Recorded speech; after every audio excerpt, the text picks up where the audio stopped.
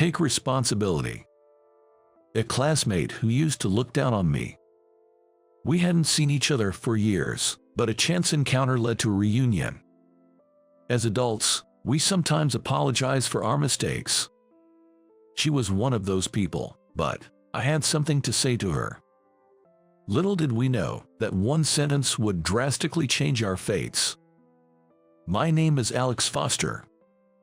I'm currently working as a pediatrician in a hospital, though I've only returned a few days ago. Until then, I was training at another hospital.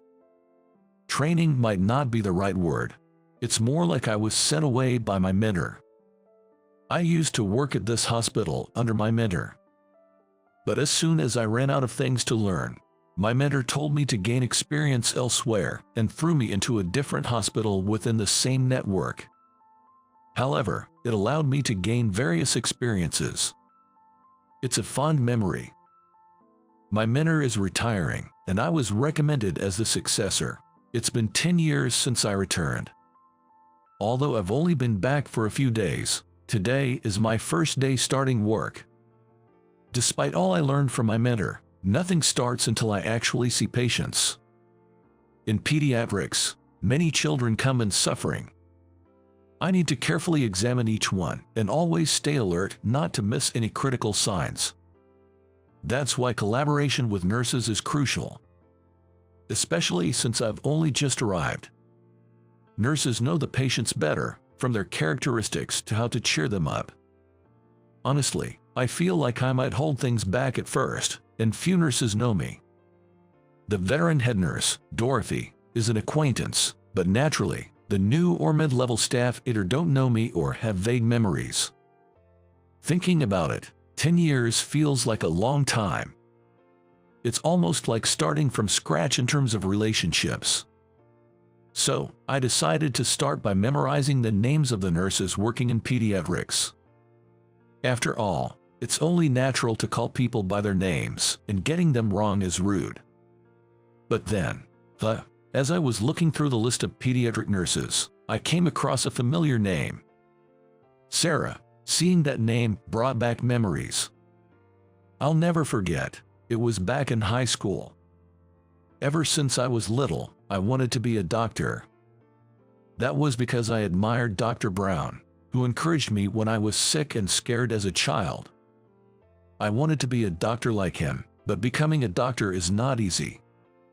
Even if you make it into med school through hard work, there are still walls of knowledge and skills to overcome. It's a field where new things are constantly being discovered and researched. So, I was studying hard since middle school. Otherwise, an ordinary guy like me wouldn't stand a chance at med school. I certainly joined a highly prestigious high school known for its academics. There, I met Sarah. She had a certain aura about her, drawing attention from everyone around her. To put it simply, she was the popular center of attention in our class. On the other hand, I was just a plain, inconspicuous bookworm that could be found anywhere. I was utterly absorbed in my studies, aiming to get into medical school. I didn't bother making friends. In fact, I preferred to spend any potential chatting time studying. Despite the importance of communication, I, in my youthful ignorance, didn't bother to learn such skills. But from others' perspective, I was just a classmate who only studied and barely spoke, seemingly annoyed when spoken to, difficult to approach, to say the least. Sarah seemed to look down on me. Look down might not be the right term. At the time, I thought she did, but reflecting on it as an adult, it was more like she was trying to look out for me, albeit in a harsh tone. Most people avoided me, not even attempting to converse, and some even disliked the idea of speaking to me. Naturally, no one wants to talk to someone who ignores greetings. But Sarah was different. Even when everyone else had given up on talking to me, she kept trying to engage. Why don't you try to be a bit more pleasant? Greeting is the very basic of basics. You're not participating in group activities again. That kind of behavior holds everyone back, you know. When someone is kind to you, you should say thank you. Didn't you learn that in kindergarten? You're going to have a hard time in the future with that attitude. She would meddle in my affairs like this at every opportunity. Back then, I found it incredibly annoying. I thought she should just leave me alone, but thanks to her, my high school life was quite lively, to say the least. Looking back, she was probably the only one who bothered to meddle in my business so much. And just like that, I found myself reminiscing about the past. It's unbelievable to think that someone with the same name would be in the same workplace, let alone the same department. Such coincidences do happen, it seems. But then... Wait, Alex. Sarah. It wasn't just someone with the same name, it was actually her. When I showed up at the nurse's station, there was Sarah. Her hair was long and black, tied back, and she had a quiet appearance, but she still somehow managed to stand out, just like before. She must have always had the natural charm to attract people. I recognized her immediately, but it made things awkward. After all, she knew me from back when I could barely hold a conversation. It's utterly embarrassing. Of all places, she had to be the only one at the nurse's station. Dorothy had gone to the restroom, it seemed. No way, Alex. I thought it was a coincidence that the new doctor had the same name. I'm just as surprised. Sarah, flashing a bright smile, glanced around nervously. Realizing it was just the two of us, she said, "You're a doctor now, haha. I never thought you'd actually become one. But don't hold us back like you used to, okay?" I must still be that unapproachable classmate to her. Ahaha, I'll do my best. All I could do was offer a wry smile. After all, the old me was indeed terrible, to the point where it's understandable that she'd caution me not to hold anyone back. But that's all in the past. Fortunately, I acquired a decent level of communication skills after entering university, and I've been a doctor for 10 years now. I'm a bit different from back then. I noticed Sarah's eyes widen from a distance as she saw me talking to Dorothy, having returned. Seeing her reaction made me feel somewhat happy, as if I had grown a bit, but the embarrassment of being reminded of the past made me avoid her and stick with Dorothy for the rest of the day. However, a week later, Sarah asked to have a serious talk with me. The location was the break room, as she offered me a coffee and took a seat. I wondered what this urgent discussion could be about. If it was about work, Dorothy would be more suited for the job than me. What could she possibly want to talk to me about? I didn't have the best impression of her, but if it was work-related, I had no choice. It might have been something difficult for her to discuss with other nurses. With that thought, I was ready to listen, but Sarah hesitated, fidgeting and unable to start. Just when she seemed nervous and downcast, she suddenly apologized. "I'm really sorry for my disrespectful behavior." What? I was taken aback by her unexpected apology. This was a surprise to me too. It's fine. I wasn't bothered by it. That's not the point. You've been avoiding me ever since, Sarah said, looking down. I realized I had inadvertently caused a misunderstanding by avoiding her to not be reminded of the past. See, I've always been meddlesome, right? Even though I knew you found it annoying, I kept talking to you. I said things like "don't hold us back," out of habit, which was incredibly rude considering the effort you were putting into becoming a doctor. I've been wanting to apologize, but you've been avoiding me. Sorry, I just remembered the past. I explained to Sarah how I neglected communication in the past, and how being reminded of that now made me feel embarrassed. The past me was pretty bad, wasn't it? Having someone from the past at work makes things a bit awkward for me. So, that's how it was. I thought I had offended you. Not at all. If anything, I'm grateful, I said, clearing my throat and checking if anyone was around. What I was about to say was a bit embarrassing. Actually, I'm still pretty new here and things have changed a lot since the old days, so I'm honestly still a bit confused. Dorothy is busy too, and I don't have many people I can talk to without reserve, so I was hoping for your support. Perhaps she had intended to assist me all along. With that thought, I suggested this to Sarah, and she widened her eyes in surprise, laughing. You really have changed. You used to hate even talking. Her smile was stunningly beautiful, and it took me by surprise. No, I shouldn't get any weird ideas. Sarah is a single mother, after all. Just yesterday, her son wasn't feeling well, and she had to take an emergency day off. It's silly for me, a single man, to be charmed by Sarah, who is busy raising a child. Sure, Sarah might be single now, but that doesn't mean she doesn't have a partner in mind for remarriage. I shouldn't look at an old acquaintance with rose-colored glasses. I was determined to stick to this resolution, but it would soon crumble. This happened about half a year after I joined the department. As it got colder, the number of children catching colds increased, making the pediatric department busier. During this time, Sarah was no exception. Her son's ill health led her to leave work early on several occasions.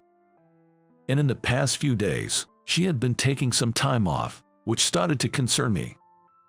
Though she must have a regular doctor, hearing that an old classmate's child is unwell naturally made me concerned. In the past 6 months, Sarah had been a great help to me. With her natural charm, she was popular among the nurses and had a lot of influence.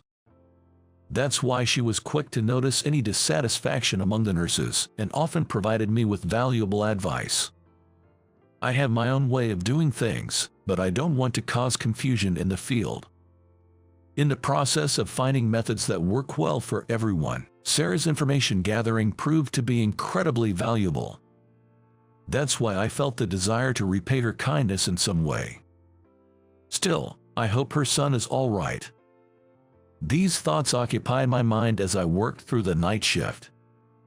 Since our patients are children, we conduct night shifts to prepare for any sudden changes in their conditions. But tonight, I was called to the nurse's station. Apparently, Sarah had called. It was past 10 p.m. What could it be at this hour?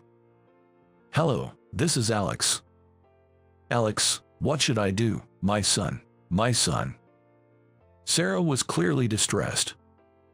Her voice trembled, and I could tell she was probably crying. From her panic, I sensed that the situation was dire. Calm down, Sarah. What happened to your son?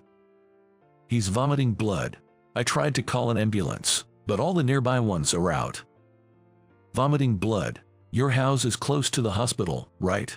I'll make arrangements with the emergency department, so bring your son in immediately. After asking Sarah about her son's age and symptoms, I gave her these instructions and hung up. Today was Sunday, and at this time, it would take a while for an ambulance to arrive. Since their house was close and she could transport him by herself, that seemed like the better option. I immediately went to set things up with the emergency department at the hospital.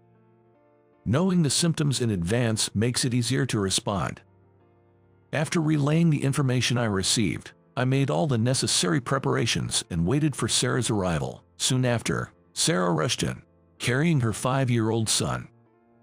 Her face was pale, and her confusion was evident. No matter how accustomed one is to seeing sick children at work, it's understandable to be shaken when it's your own child. How long ago did he start vomiting blood? Were there any other symptoms? I don't know. He suddenly started coughing and then vomited blood. He seemed a bit unwell before, but I never expected it to get this severe so suddenly. Got it. Let's have a look at him. Sarah, try to calm down. If you remember anything else, let me know right away. I tried to soothe her, who was pale with fear, and headed to the examination room. A few days later, it turned out that Sarah's son, Tyler, had developed severe pneumonia. It started as a common cold, but Sarah's parents had given him cold medicine in an attempt to help, which delayed the discovery of his condition. Moreover, Tyler himself didn't want to trouble his mother and didn't mention his symptoms, making things worse.